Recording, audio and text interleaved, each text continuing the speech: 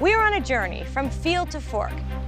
By 2050, there are expected to be 10 billion people on the planet. How to feed everyone is a profound question for the whole world and is set to transform farming in the decades ahead. You feel like you are part of the change that could transform the way people eat. From preserving water, the lifeblood that feeds the crops. We've increased our water use efficiency by over 33% in the 20 years. To regenerating the very soil they grow in. This is a liquid fermenter that allows us to scale just a little bit of microbes into a lot of microbes. From sustainable and safe food. Welcome to the largest vertical farm in the world. To protecting the environment and reducing waste. It's an amazing feeling to see that you can contribute to something that will change the world. To explore how innovation and modern agriculture are leading the way. It's fundamentally a game changer for farmers around the world. To reform our land and diet, and connecting farmer to consumer. In this episode, we're investigating the challenge of an aging farming population and what is being done across the globe to encourage young people back to the land. Welcome to Follow the Food.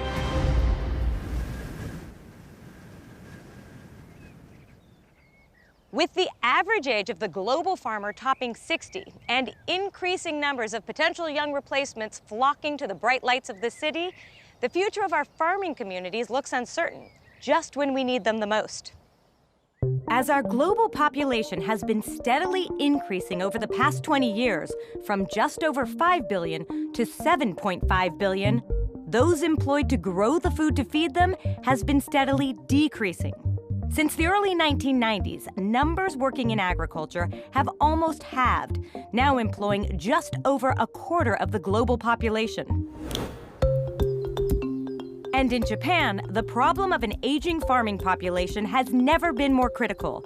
With a long declining agricultural industry, populated with tiny farms burdened by heavy regulation, a new generation of farmer is reluctant to enter the industry. Today, as a result, just 2 million of the country's 127 million people still work the land, with the number decreasing daily as the population gets older. It's a decline the Japanese government is hoping to reverse. Mr. Zaki-san. Welcome to Tajima. Thank you. Hey. And how old are the people who are farmers, on average? 67歳ぐらいでしたかね。非常に高齢化してます。はい。 Lorato Mbele has come to Toyuka City in Japan to meet Ichiro Ozaki, who represents the J.A. Tajima Cooperative, one of the largest in the country, working to encourage young people back to farming. I needed to understand why young people are leaving the rural areas. Do you see a situation where younger people would come back and work the farms? 成功するビジネスモデルをやっぱり作るということがとっても大事だと思いますね。ですからそれともう一つはやっぱりサラリーマンね。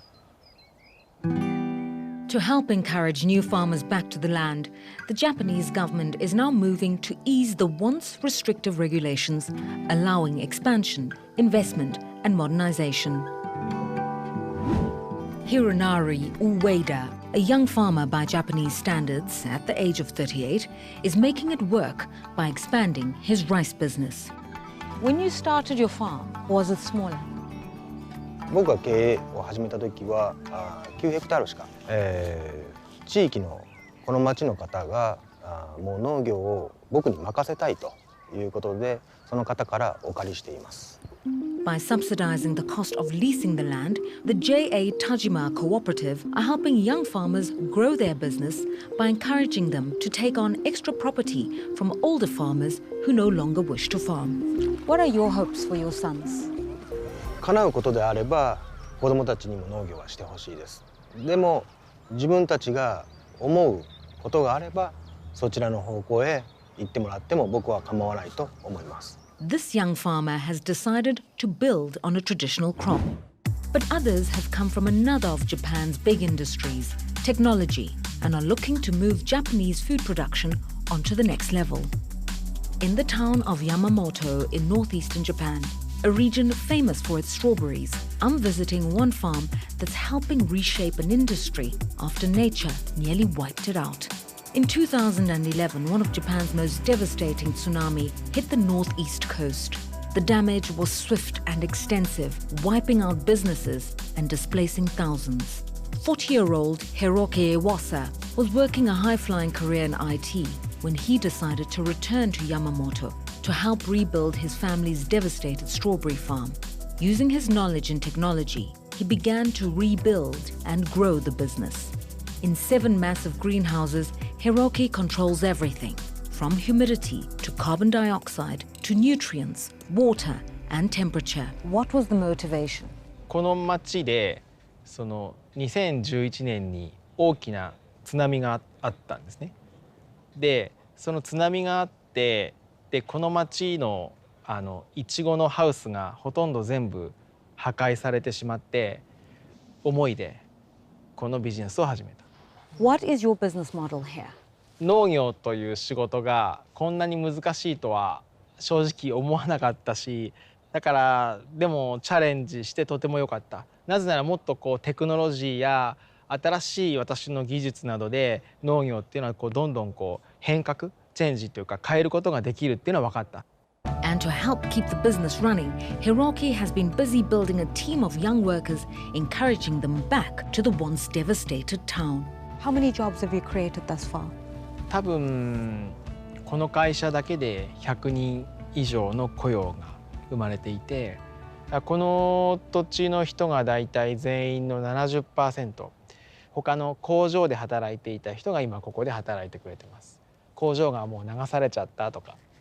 So why do you think it is that younger people are opting to work in this kind of farming enterprise? 多分この会社は産休もあるし、有給もあるし、休みもあるし、農業は365日休みなしだけど、ここは普通の会社のように働けるからじゃないですかね。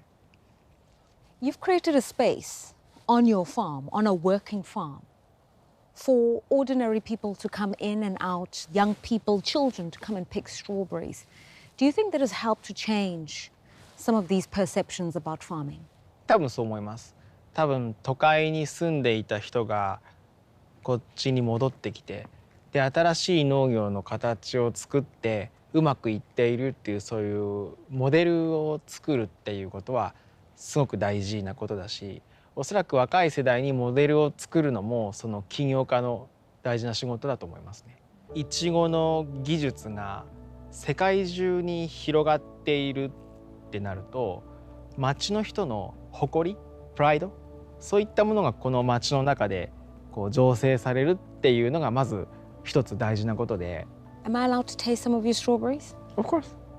Okay. There you are. Hiroki's success is twofold. Whilst capitalizing on the government's drive to create more profitable agricultural opportunities, he's also helping to draw in a new, younger workforce by reshaping the traditional farming job role to suit those who are more used to urban lifestyles. Growing strawberries might not seem that important or even essential for Japanese agriculture, but it's an example of how technology is pushing food production forward. This is not just a farm. It's an organization that's helped a society devastated by a tsunami heal from that past. It's provided local employment, and it's helped to preserve farming and the legacy of his family.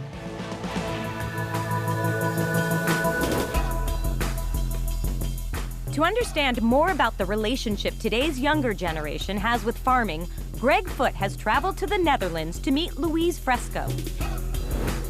Now the president of the world-renowned Wageningen University and Research, Louise Fresco is perfectly placed to understand the challenges ahead. More and more young people seem to be flocking from the fields to the city. What can we do to let young people know that, the future can be bright in food and farming? Interestingly enough, I find young people more and more interested in a new way of doing things. The idea that you can have very small robots that actually do the difficult work, the back-breaking work, makes it different for people to stay there. Secondly, of course, the differences between the rural areas and the urban areas are getting somewhat blurred because we can see agriculture, and particularly horticulture, fish culture, aquaponics, coming into the cities and being closer to where the big consumer masses are. So attracting young people, I think, to a really environmentally sound, healthy agriculture in an urban context is going to be really exciting for them. Why is this such an important area for you, the future of food and farming? We stand on the shoulders of others. But today we have a chance to do it even better and do it in such a way that we really can guarantee good food for everybody at a price that's affordable in a way that doesn't damage the environment. I want people to be passionate about innovation, passionate about helping to shape a new society. In a moment, we discover what else is happening around the globe to encourage young hands back to the land. In the U.S., Michelle Fleury meets a farmland matchmaker. The number one barrier is just what you have to pay for farmland. And Farm Africa is helping young Kenyans get a foothold in farming. After doing this project, we have money. In future, I want to expand to be an entrepreneur. We know that in the decades to come, producing enough food is going to be a challenge. But in some parts of the world, the problem is not what we're going to grow or where we're going to grow it, but rather who is going to grow it for us. Both in the developed and developing worlds, urbanization is proving a big draw for a generation that perceives farming as a tough, underpaid career, made even less appealing by spiraling and often unachievable startup costs. But help is on the way. Worldwide schemes and incentives are starting to encourage the young back to the land. Here in the United States, one of the biggest challenges facing young farmers is access to land. A recent study from the Department of Agriculture found that real estate values doubled in just 15 years, making property ownership out of reach for many. In line with the global average, the majority of American farmers are now topping 65 years old, outnumbering those under 35 by 6 to 1. But here in the States, it is not necessarily by choice. In some parts of the US, the young just can't afford the land to farm on. But one pioneering organisation is trying to reverse this trend. The American Farmland Trust are working on ways to give aspiring young farmers access to land. American Farmland Trust exists to help save the land that sustains us, and we do that by protecting farmland, by advancing environmentally sound farming practices, and by helping keeping farmers on the land. Why aren't more young people drawn to farming? I mean, is it simply too hard work? Well, it is hard work, but young people want to farm. The number one biggest barrier in large swaths of this country is just what you have to pay for farmland. And that makes it insurmountable for a lot of people who would like to get into farming. And when you can remove or lower that barrier, young people do come to farming. Land is a major problem when you're starting a farm with no family history. You're not walking into a farm that your family owns where there's land and equipment and cattle. So you have to start, find capital, find land, and grow at a very slow pace. Josh Rockwood is part of the 1% of working Americans who claim farming as their occupation. But like so many others of his generation, he is being priced out of farming. With land prices beyond his reach, Josh has had to resort to leasing land instead of owning it. We were able to secure a lease on a 100-acre farm right before I went full-time onto farming. And how long was the lease for? At first it was a 3-year lease. Yeah. And then we signed a 10-year lease after that, which in the middle of they decided to sell the farm. They decided to sell the farm? Yes. You've got at this point how many cattle, how many? We had 60 head of cattle and roughly 40 pigs, I think, at that point. And no land. No land. Luckily for Josh, the American Farmland Trust stepped in to help. So we almost instantly found American Farmland Trust and found Sandy Gordon's farm here. Having already helped protect and conserve 6.5 million acres of working farmland across the US, the Trust have, in the past 5 years, also helped coordinate a new scheme, budding farmers like Josh are matched online with retiring farmers who are looking to sell. So, I mean, in some ways, your organisation served as a matchmaker, at least in the case of this farm where we're standing. Yes, that's exactly right. You can think of it as a matchmaking service. And then just helping them acquire the land, assess what they need, end up buying the property that's right for them where they'll be successful. 64-year-old dairy farmer Sandy Gordon was looking to pass on his farm, but wanted to make sure it was left in the right hands. Sandy, why was it so important to you that your farm go to another family farmer? I just wanted to see a family come and have that opportunity that we were lucky enough to have. And, you know, it meant that to me. And Josh came down, and 20 minutes later, we're walking behind the barn, and my hay supply is sitting there for the winter. And then Josh went out to meet my cows, and the next thing I heard was, I like your cows. I hadn't heard about the farm yet, but... That was a moment. It was a good moment. I hope it gives others insight into a way to sell their farm that they might not have had available to them before. Aspiring young farmers can't farm without land, and yet access is the biggest challenge to entering the industry. By taking a non-traditional approach, what Josh, John and Sandy are doing here is helping. And if this idea can be replicated elsewhere, it could ensure a sustainable farming future.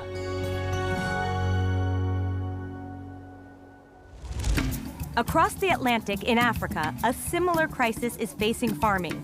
With a population of over 1.3 billion, 60% of which are under the age of 24, Africa currently imports approximately $35 billion worth of food annually, a figure expected to swell to $110 billion by 2025. Convincing this growing youth bulge into farming is going to be essential. In Western Kenya, Joseph Kiplagat is part of a scheme called Growing Futures, aimed at doing just that. After completing my education at school, I wanted to get some white-collar jobs, but because of the challenges in the area, I had to sort to farming. Young people have a few negative view on farming because it is very hard to manage.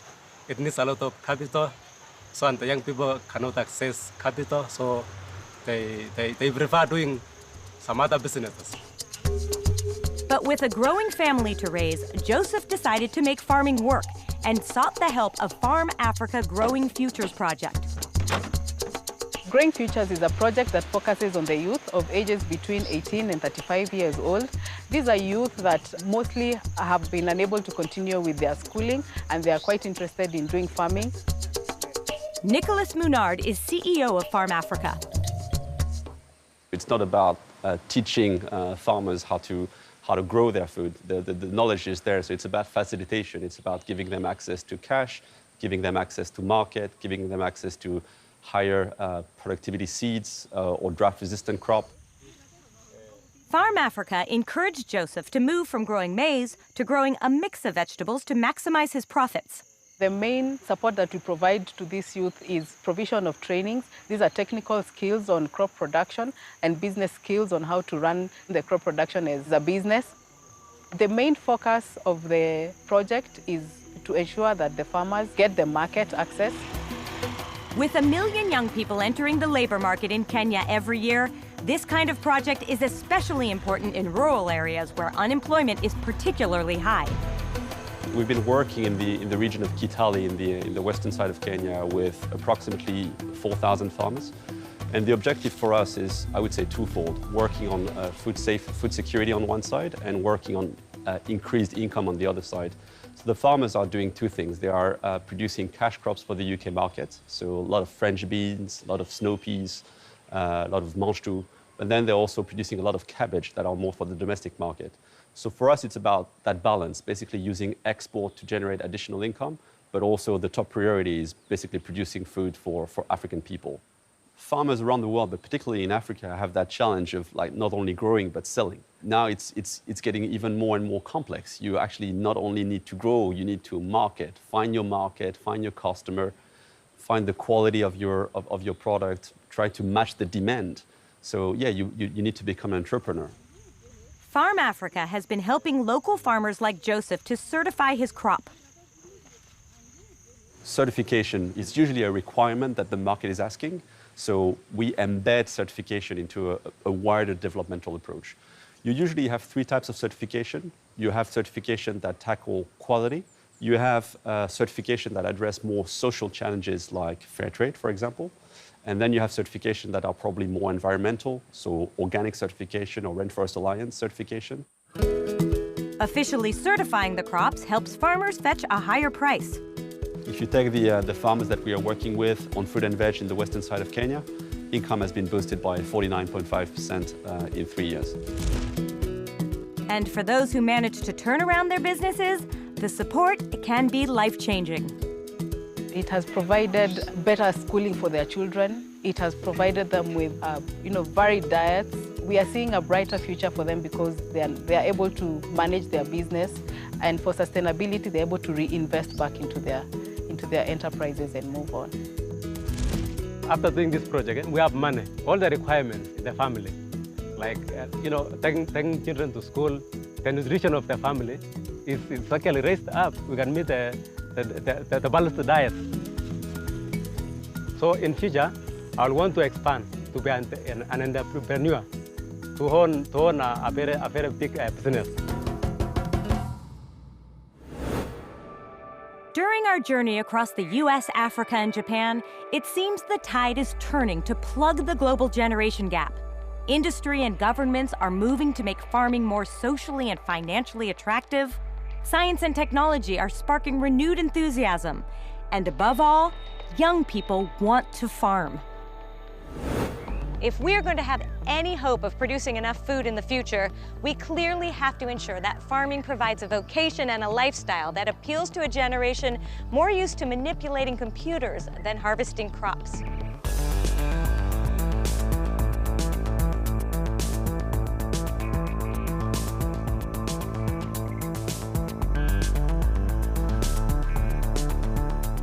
Our farms are under mounting pressure to produce bigger, healthier crops. But many of the next generation of would-be farmers are turning their backs on the land. Find out potential solutions at bbc.com/followthefood.